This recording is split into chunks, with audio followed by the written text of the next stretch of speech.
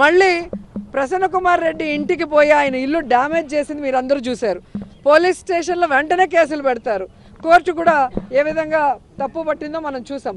కానీ నా విషయంలో అంత వల్గర్గా మాట్లాడుతుంటే అదే ప్రశాంతి పెంచి పోషిస్తున్న ఆర్పి, అదే వేమిరెడ్డి గారు పెంచి పోషిస్తున్న ఆర్పి అన్ని రకాలుగా మాట్లాడుతుంటే ఎందుకు పోలీసులు కేసు పెట్టట్లేదు, కోర్టులో ఎందుకు సుమోటోగా తీసుకొని అలాంటి వాళ్ళకి బుద్ధి చెప్పట్లేదని నేను అడుగుతున్నాను.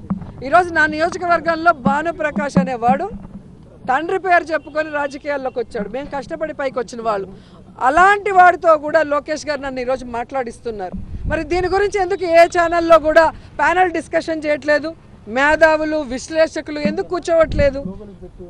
అంటే మీ పార్టీలో ఉంటే వాళ్ళు మంచోళ్ళు, పక్క పార్టీలో ఉంటే వాళ్ళు చెడ్డోళ్ళు. ఇదే ప్రశాంతి వైసీపీ నుంచే కదా వచ్చింది. మరి ఆవిడ కోసం అంత ఆరాటపడిన వాళ్ళు ఈరోజు హారిక గారికి ఒకటి జరిగినా నాకు ఒకటి జరిగినా ఎందుకు పట్టించుకోవట్లేదు? మేము మహిళలు కాదా? మాకు మనోభావాలు లేదా? మా ఫ్యామిలీలు బాధపడవా? కాబట్టి ఈరోజు అధికారం ఉంది కదా అని ఎగిరెగిరి పడితే రాబోయే కాలంలో జగనన్న ముఖ్యమంత్రి అయిన తర్వాత ఎగిరెగిరి పడిన వాళ్ళని ఎగరేసి తంతామని కూడా ఈ సందర్భంగా తెలియజేసుకుంటున్నాను.